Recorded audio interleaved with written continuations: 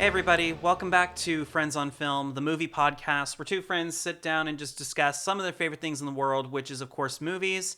I'm Michael, and joining me today on this very special episode is Benjamin Treviño. You doing okay today, man? I'm doing a lot better now that I'm recording. It's been for just to give y'all a little heads up. Last week was quite a week because we had to stay indoors first because of some weather, and that just took quite a toll on quite a few people. But we're all better now, and we're here talking about someone who has left us, unfortunately, far too early.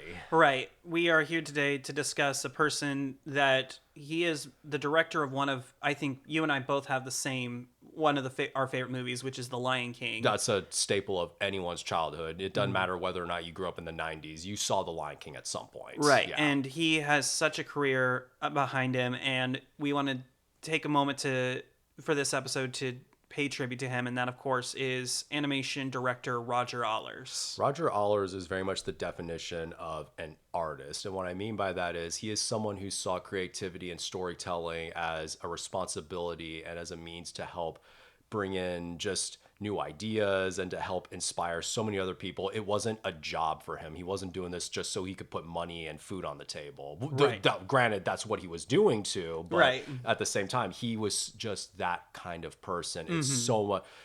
That's the whole episode we're talking about, like what this kind of the kind of person he is. Do you want to start off with just who he is entirely? Absolutely. Aside from a director, but Right. yeah.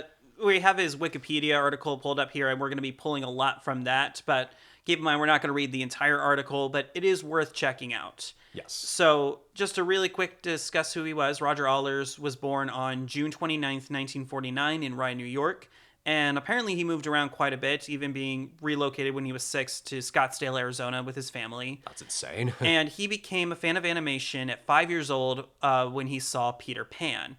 And he knew he wanted to have a career in animation and work alongside Walt Disney. And then at 8 years old, he went to Disneyland for a do-it-yourself animation kit. And as he recalled in his own words, there was a part of Disneyland back then we called the Art Corner, and they sold animation kits. There were books on the principles of animation and how to draw the characters. You can even put together your own light table, and they gave you exposure sheets. I mean, how can you as a kid, immediately jump into that? That is just like when you're being told as a kid, hey, you can do this too. Like, how is that not immediate like excitement for you, especially when you're being introduced to something as lively as Disney animation at that age? Right. Especially when he was not just beginning, but right when he was somewhat making a comeback, because when Disney started, he was doing fairy tales, and then the war came out, and he was mainly doing a lot of musical vignettes, and then he started doing fairy tales again right back in the 40s and 50s. Right. Late 40s at least, yeah. And here, Allers, you can tell, was very inspired by it. But and of course, high school student with a millimeter film camera, which how many stories have we heard? Yeah. Basically all of them. Yeah. And figured out how to do special effects on his own. And then he actually, it says here, he felt discouraged about achieving his dream as an animator when he learned of Walt Disney's death in 1966. I mean, I feel like a lot of people thought Disney was just dead. Not just Disney the person, but Disney the company was just going to fall apart right when that happened. And I'm not going to say it did, but there was some noticeable changes, and especially in terms of development, that's Right. for sure. But for a high school student, probably wasn't like the thing at the forefront of his mind. He was just probably thinking, I wanted to work with Walt Disney and now I can't. Yeah.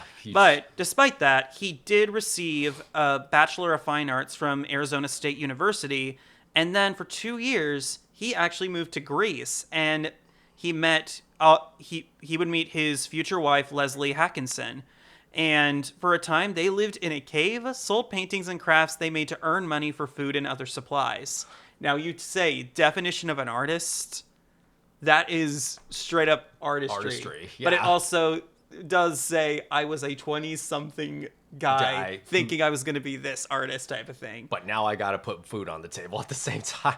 Yeah. But it wouldn't be long before he returned to the United States, and he lived in Boston and studied animation at Harvard University. Ooh. And then with his portfolio, he accepted a job with Lisberger Studios. And if you know who Steve Lisberger is, do you know who he is? No, I don't actually. He would go on to be the director of Tron.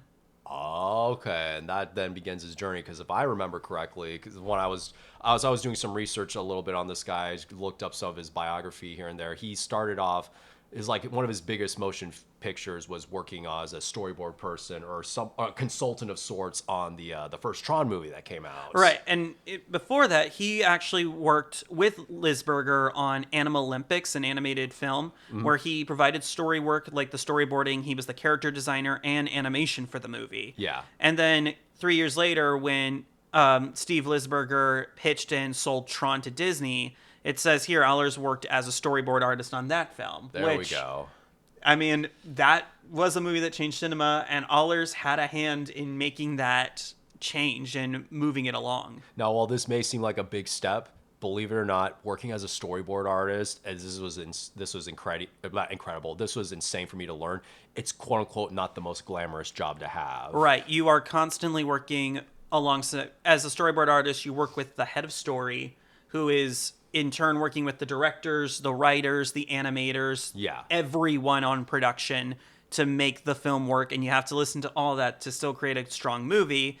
And when you're a storyboard artist, everything is changing constantly. Exactly, and it's exhausting, and you feel like maybe if you have an idea, you could pitch it, but you're just not at that level yet, unfortunately. Mm-hmm. And then his friend Bill Croyer, Bill Croyer, who actually would later go on to direct the movie Fern Gully. Oh boy. Allers actually relocated to Tokyo to work on a Japanese-American co-produced feature called Little Nemo Adventures in Slumberland. And this was a film that had a tumultuous production from the beginning. It had many people coming in and out of the project. The little dog that we had to put up is starting to cry because he doesn't get attention at the moment. Settle down, boy. It's all right, buddy. It's okay. What I was trying to get at is Little Nemo, in terms of tumultuous productions, let's just put it this way. There were a lot of people coming in and out of the project. If I'm correct, we had Steven Spielberg, we had Brad Bird, Hayao Miyazaki, George Lucas, and Chris Columbus was even working on the project. He ended up getting credited with the final script. But Allers would end up providing character design, preliminary animation, and story development, and he would serve as the animation director for the Japanese animators. Yes. There's like you said, tumultuous.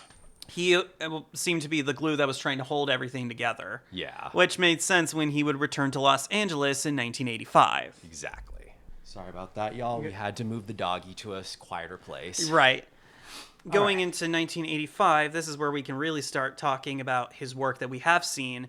David Stephen, an animator, contacted Roger Allers explaining that Disney was looking for storyboard artists to work on their movie Oliver and Company, which would be an animal adaptation in the modern day of the story Dickens Oliver novel Twist, Oliver Twist. And Allers arrived and was hired very quickly. And he worked on it for 2 years under head of story Pete Young, who is a very well-respected writer and storyboard animator at Disney as well. However, Pete Young would get very ill, and eventually Allers himself would become the head of story on the film. If I'm correct, Pete Young's last movie after Oliver and Company would then be The Great Mouse Detective. Great Mouse Detective was before Oliver and Company? Before Oliver and Company. So this was the last movie he did before his death then, Yeah. And so he worked on Oliver and Company for 2 years, and he said that the story itself drastically changed it, and that the original idea was a lot rougher and a lot tougher, and it was a very, very hard film. And so they changed the tone, and he ended up leaving the movie mid-production because he heard Howard Ashman and Alan Menken's demo recordings for the songs of Little Mermaid.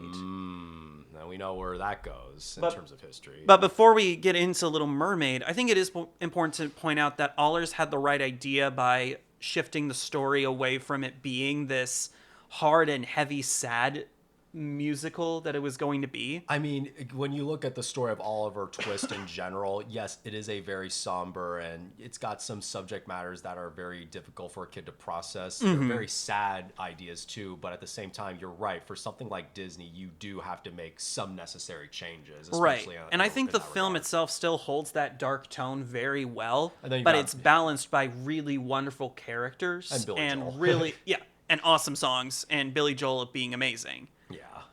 But I can understand tough production, and you hear the stuff for Little Mermaid, you're like, that's what I want to go do. And by the way, Pete Young, if I remember, we were looking this up correctly, this guy was also involved during the production of the frickin' Black Cauldron. And Black Cauldron. That was no cakewalk for Disney. He also worked on Winnie the Pooh. He worked on a lot of stuff. He was a very talented person that Allers got to work under. But at this point, he had been through quite a bit. Right. Disney, that isn't to say Oliver and Company and The Great Mouse Detective aren't good movies, but they were not during the time of Disney's quote-unquote renaissance. Those were just kind of... They were the precursor. They were precursors / placeholders to, like, say, can we entertain kids with this? And then finally, that's when we get is it Jeffrey Katzenberg, yeah? Yeah, Katzenberg had stepped in at that point. Yeah, at that point, we had Katzenberg, who's then saying we need to go back to basics, but at the same time do something completely out there with our new line of movies, which we are about to get to. Right. And he joined in not as the head of story on Little Mermaid, but became one of the producers. Yeah. He didn't produce it, but he didn't? was Okay. very big in helping out in the story and the storyboard department. Okay. And working with John Musker and Ron Clement's screenplay, he was actually ended up storyboarding the musical number Poor Unfortunate Souls, which we can directly attest to is one of the great Disney villain numbers. And knowing now that it is Allers who storyboarded that sequence and worked hand in hand, his work on it is absolutely phenomenal. How much do you want to bet that Allers probably had a little something to do with keeping part of your world in that movie? It probably was, because he and the storyboard artist were fighting tooth and nail to keep that film. Because Katzenberg was the one going like, guys, this song's boring. Like, kids are not going to watch this. And then you watch the scene on it. So I was like, why would anyone cut this from the movie? And then during this time, while he was working on Little Mermaid, he also was mentoring Brenda Chapman, a then Cal Arts graduate, and he worked with her on several sequences. And Brenda Chapman has also done a lot of great work at Disney too, being a head of story on a lot of the Renaissance films. Yeah. And also a story guide for a lot of it. So knowing he was her mentor, that makes a lot of sense. So very much story and character, just everything that you need to get a kid hooked into a movie. This guy was there for everything. He was the architect. An architect, one of many, because when it comes to animation, it is very much like any movie, a big team effort. Right. And it only gets better from this point with Right. him. He would storyboard sequences on Prince and the Pauper and Rescuers Down Under, which Prince are and the Pauper. Oh, don't tell me with that. Mickey Mouse, the Mickey Mouse Prince and the Oh, Pauper. okay. I was thinking of something else. I was thinking of The Thief and the Cobbler. Oh my goodness. That's No. a different movie we can talk about some other day. That is a whole other episode. Okay. But Allers storyboarding for those, I mean, it's just as good. And then he was brought in on another project that he didn't think he was going to be excited about until he heard, once again, Ashman and Menken's songs.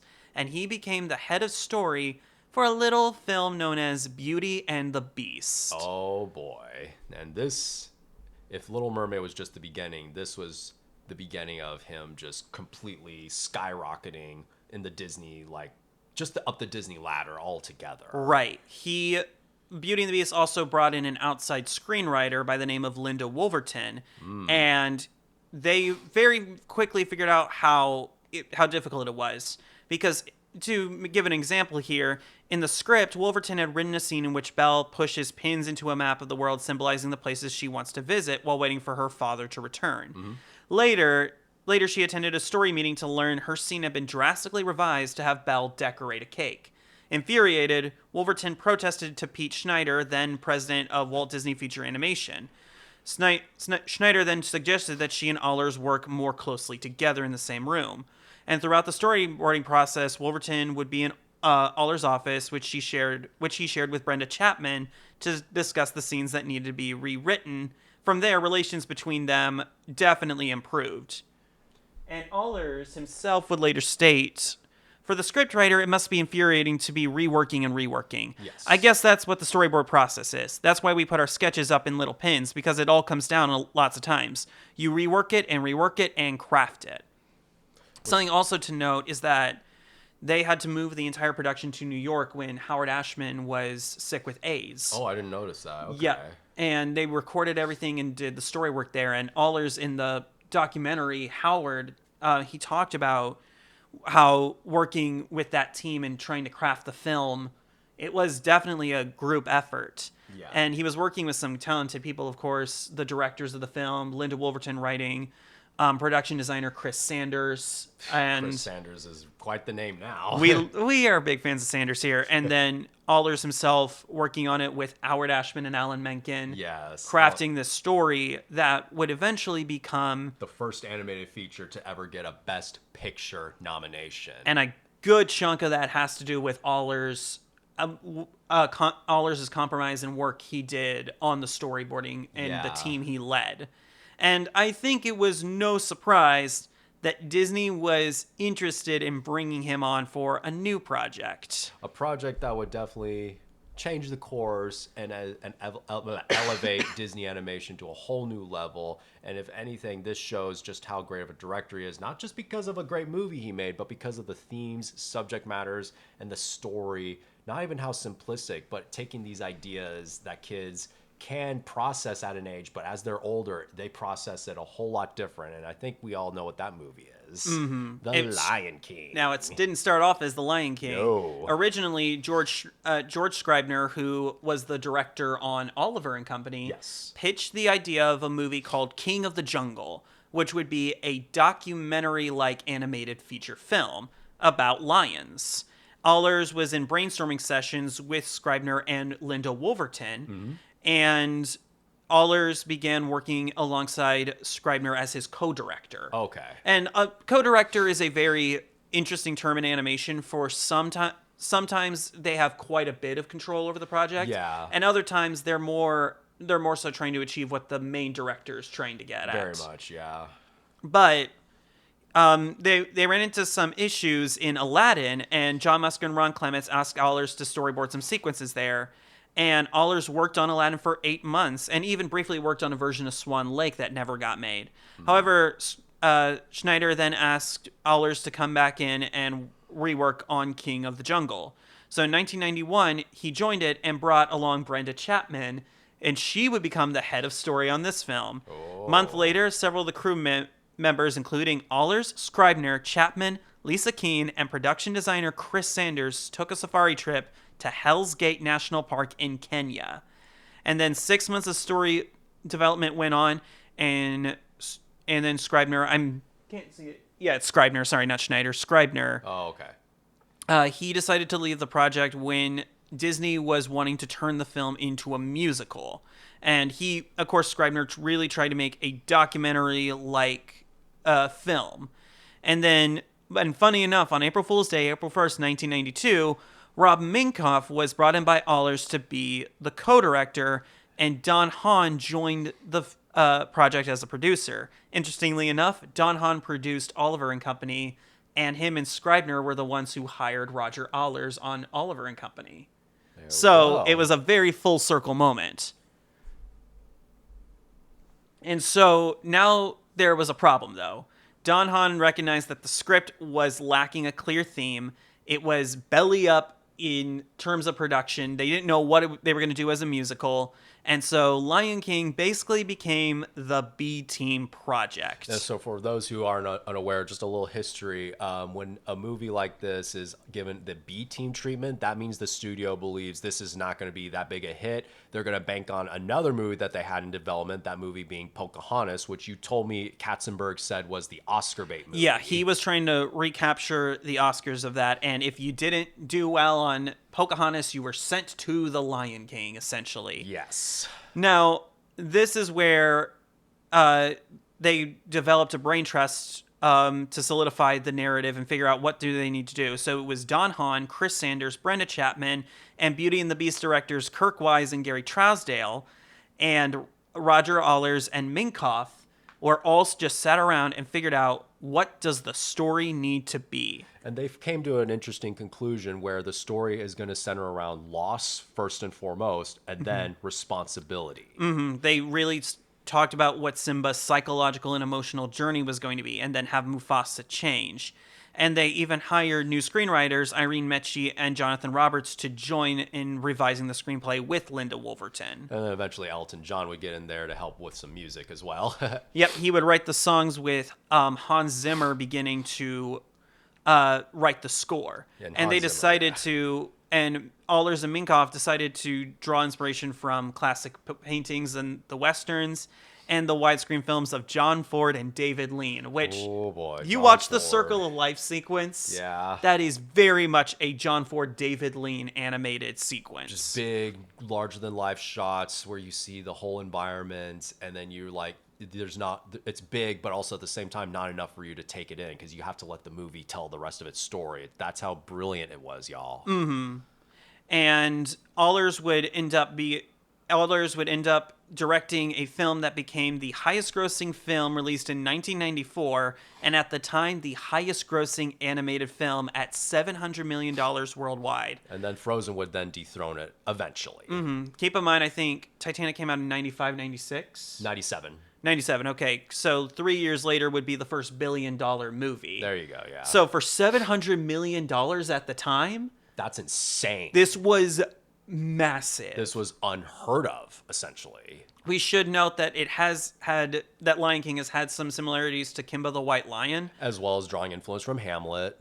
But Allers and Minkoff have both clarified that they were unaware of Kimba at all when they were making it. And the thing is, when you're so busy working on a production that someone starts drawing comparison to another movie afterwards, that is very common in this industry, everyone. Yeah, it's not, no one's ripping off anyone. Great artists think alike. Sometimes timing is everything. That's just how it is. And so it should just be noted that this was Allers' probably his magnum opus. Him and Minkoff created a film that defined a generation. For you and I, it is one of our favorite movies. This was the movie, that didn't just define us. This is the movie that every parent shows their kid, and this is a movie that's got themes that resonate with us as adults that we're always thinking back on. Like whenever we got a problem, we always just think we can hide from it, but we can't. We have to face it at some point, which is very much what the movie tells us. Right. It's such a simple message, but at the same time, it resonates so much as you get older. Like if you're one of our younger audiences watching us, wait until you're at least in your mid to late 20s and you'll start to feel those messages and those responsibilities sink in. I'm not saying if you lost a relative or a loved one, you're going to feel responsible at all. I'm saying the responsibility of how you continue what that person taught you, essentially. Right. It's a film that for me has resonated and just how well crafted it is and the message it delivers. Yes. And it's just a really, really cool movie. At the end of the day, like I also have to say, it's also just a sick movie that's been beautifully made. A movie I can't believe this. I have to admit this on camera, but I've sadly still not seen on the big screen. Unfortunately, I wasn't born yet when this movie came out. I was born during Pocahontas. Well, I'm going to make you jealous because I have seen Lion King on the big screen. Oh, in IMAX? Not in IMAX. I don't think this movie would work personally in IMAX. I feel because the aspect ratio of IMAX is taller than it is wider. That makes sense. This is a movie I would love to see in CinemaScope, though. That's true, yeah. I feel like, I guess the reason why I thought it would be in IMAX was because of the Will to Be sequence. Now, unfortunately, Lion King would prove to be probably the highest high in terms of Allers' career, because he was about to hit his lowest low with an infamous film. A movie that would eventually become a very well-liked movie, but it would start development as a movie called The Kingdom of the Sun. For context, Allers pitched this idea of an Incan musical that would be dramatic and gorgeous and wonderful, that was similar to Prince and the Pauper. And Disney was more than excited to have it. And Jeffrey Katzenberg, before he left, was even big on doing it. And he hired Sting to write the songs for it. Part of Sting's contract is he asked his wife, who was a documentary filmmaker, to make a documentary about it. Of course, Disney said yes. Yes, yeah. Thinking they were just going to get this really cool behind-the-scenes documentary. Well, they did, but not the one that Disney has wanted and has still not officially released to this day, which is known as the Sweatbox. There we go. So, Allers was in the process of trying to make the story work. He was trying very, very hard to make the movie come together in this big, grand way. And he had some cool ideas, such as this song called Snuff Out the Light, sung by the villain Yzma. Oh. With this demon villain known as Supe planning to destroy the sun since she blames it for taking away her youth. Meanwhile, Pacha and Cusco were going to switch places, but Cusco would be turned into a llama hiding amongst, and Pacha would be forced to do Yzma's bidding as a fake prince. Okay. Unfortunately, the film was going through a lot of trouble, and they admitted that it needed a Comedy? lot of comedy. Yeah. So Allers had seen a Warner Brothers film called Cats Don't Dance and loved how the musical sequences were combined, so he asked the film's director, Mark Dindal, to come in.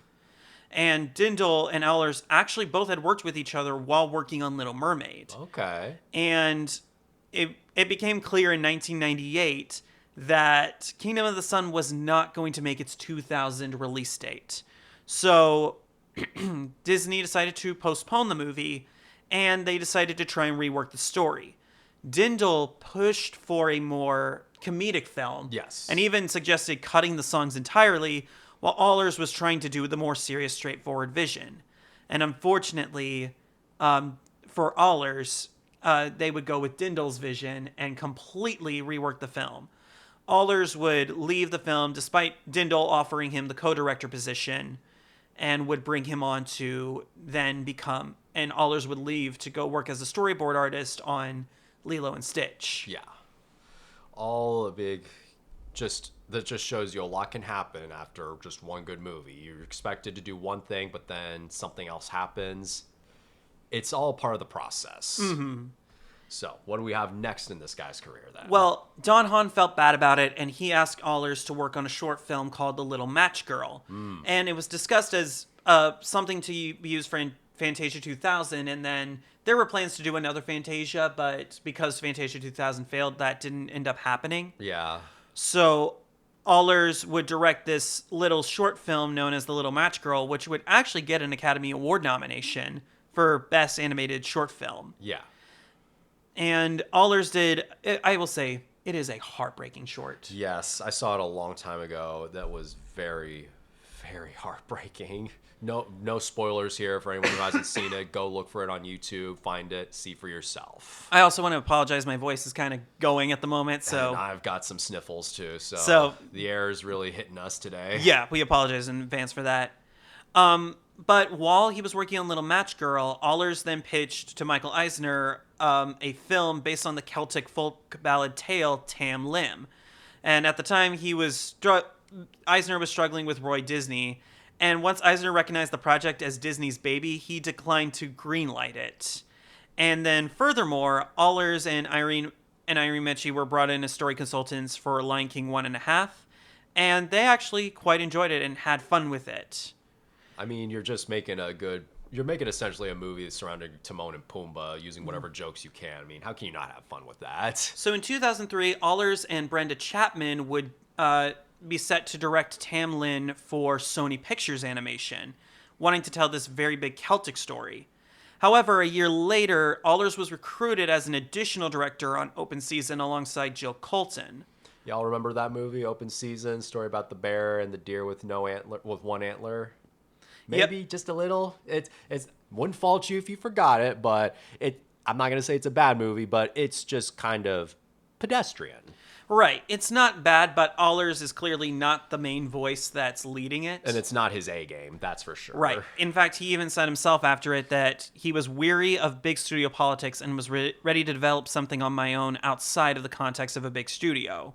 Well, he would. Independent, yes. So Salma Hayek comes in now, and she sought to adapt Khalil Gibran's The Prophet into a 2D animated film, which was a very exciting prospect. Salma Hayek and the producers had to pitch to an entire village that Gibran had left the entire rights to. Yes. That they could make this into a film. That's more than a tall order. You're trying to get a whole community to agree to making your movie. That's not easy. Mm-hmm. And Allers himself was brought in through a mutual friend, and he had actually read Gibran's writings as a college student. In fact, he said, I had profoundly been affected by the book when I was in college. Yeah. So when that offer popped up, I was very excited to do it. And so he decided to oversee the narrative structure as well as supervise the production of The Prophet. So a little bit about it is that he took an approach as writer and director similar to how Walt Disney would have his directors do it. Yes. So a producer at Disney would be an exec. Disney would produce the film, and the executive director would oversee the sequence directors. There we go. So Allers decided to take the same approach for this film, but he was more so had a vision for it that the animators would tell each poem through a different form of animation. And while it was hand drawn, it was very much his voice leading the project. It was considered a very beautiful film, and 5 years later, when Spider-Verse would come out, Oh boy. Lord and Miller would admit that The Prophet had a huge influence on the style of the film. Of course. So even when he was working outside the studio system, Allers was still changing animation and being an artist in a beautiful way. Just a person who not only was taking a book, but he was also taking in this man's work, because it wasn't just The Prophet that he read, from what I remember. He took this author's various other poems and tried to integrate his style and his viewpoints on life within this one movie. Because from what I heard, I haven't read the book myself, but from what I heard, it's not so much a story-driven book. It's more of, I guess, a character piece with a lot of prose and poems. So that's quite the challenge, because I don't really do too much poetry reading, but that's also, how do you do that? How do you take an author's life and just condense it, not into one book, but just his overall story? You want to stay true to the spirit and essence, but at the same time, you got to offer your own unique vision. Right. And Allers, by all accounts, did a beautiful job with it. From what I've seen. I wanted to see the movie last night, but it was like midnight when I was researching this guy, so yeah. And I haven't been able to check it out. I ran out of time as well. But this would unfortunately be his final film he would direct. He would still be involved throughout a few things at Disney. He was involved in a lot of documentaries behind the scenes. Yeah, probably did some story concept and creative consulting here and there. Right, and then he even, they say, wrote the book and lyrics for an original stage musical called The Grasshopper, which has had a table reading. Okay. So perhaps that can come in the future. And sadly, on January 17th of this year, at the age of 76, Allers would pass away in his home after a brief illness. Which, here's the funny thing. Usually when you hear about someone's death, from other people, you usually get the signs here and there from like messages or emails, any kind of like communication. But from what I could gather on what was going on, I don't know what caused his death. I didn't look too much into that, because funny enough, when I was reading this, I realized it's not important how this guy died. What's important is what this guy did. And what this guy did was he just kept living. Essentially, what he was doing before his last hours was he was visiting all these inspirational places that would stand the test of time, like Egypt and, of course, Rob Minkoff Africa. said he was shocked by the death because he had just talked with Allers. And he was just normal. He was normal and talking about going to Egypt. Yeah. And there is something, though, that is coming, though, that might be interesting, because at the time of his death, his daughter Leah Allers was filming a documentary about her father's career, which I guarantee you is better than anything we can say here. Yeah, if anything, I'm not saying this will provide clarity as to what happened to him during his death. We don't. This is the thing. Like I said, we don't need to know how he died. What's important is, what did this guy do? What did he bring to us? And what's even more interesting, the more I looked up about this guy, he was not the kind of guy who, I mean, he didn't have an ego. Like, obviously, if he got an ego, it probably came and went after the success. But he was also one of those directors where, yeah, I made this movie.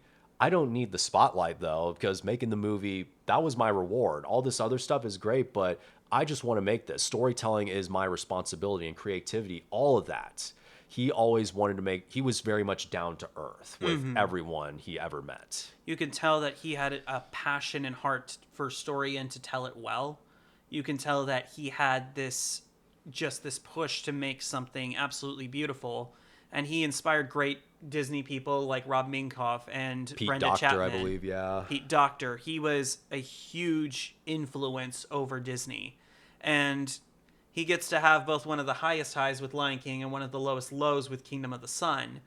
But he himself created, in his life, as you said, he was the definition of an artist. Yes. Somebody who expressed himself to better people through their work. Exactly. And the fact, like I said, he always took credit, but he took it in the amounts that was given. He didn't need the spotlight. It was always, like I said, it was a priority just to tell a story. And that's what an artist I'm not going to act like I know how an artist should act, but that's what an artist should be. Art should not be a quick cash grab. It should be you expressing yourself and inspiring others. And for all you know, bringing others to help you. And it seems he did that for his daughter, since she has this documentary, and I hope to We're God gonna it's great, we're and gonna I'm have to very get excited tickets for when that it one. comes Yeah. out. And but that now the question for the rest of you is, how are you feeling with Roger Allers? What was the work that most touched you? What is some work you think should be discussed more? Let us know down below, and we'll see you next time on Friends on Film. Take care, y'all. Take care and keep making art.